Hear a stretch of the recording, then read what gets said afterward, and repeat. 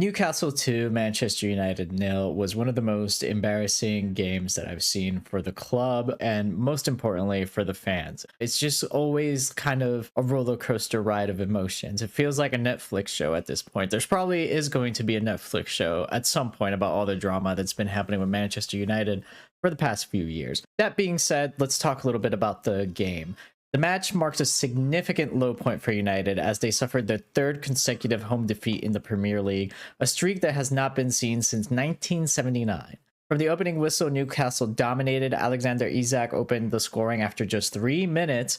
Isak's movement and positioning were too much for United's defense, which was caught ball watching and not actually defending. Newcastle quickly doubled their lead with Joe Linton rising above Lisandro Martinez to nod in a goal. Again, United just has a really big inability to defend crosses currently. Both goals highlight United's ongoing defensive fragility, and the first half was disastrous for United. Newcastle's relentless pressing pinned them back, leaving Ruben Amorim's side struggling to keep up. As Scott Moret from The Guardian put it, Newcastle could have been out of sight by halftime, meaning they could have scored a lot more goals. Laurie Whitwell from The Athletic also added, United were physically outmatched and couldn't match Newcastle's intensity. Individual performances were also underwhelming. Joshua Zirkzee substituted after just 33 minutes because of the crisis that was happening in terms of them being pinned back. His early exit reflected his lack of impact. According to goal.com, Zirkzee was done before he even started, which is a very crude way to put his performance. He's just not the answer to the question that United is currently asking.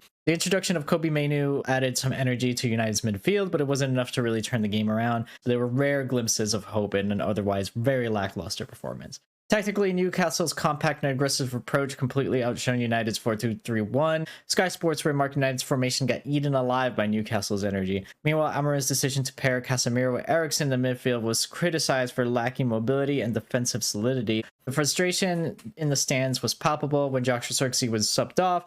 Parts of the home crowd jeered him. Zirkzee essentially grabbed his coat, headed to the tunnel, and a lot of pundits in the stadium at the time said that he was pretty much fighting back tears. Looking ahead, United travel to Anfield to face Liverpool while the club is in 14th place. Questions are mounting about what changes Ruben Amorim needs to make to turn things around. Obviously, Amorim also held a press conference where he basically said they just don't have the money for signings unless they sell some players, which is why, again, you're probably seeing the treatment of Marcus Rashford. They need the money. The squad needs a rebuild. And I think the saddest part is seeing Marcus Rashford warm up just to not even get subbed in. It's like Amorim had him warm up to go play for another team. This was more than just a bad game. It was an indictment of where Manchester United are right now, struggling tactically, lacking creativity, and losing the faith of the fans. Let me know your thoughts in the comments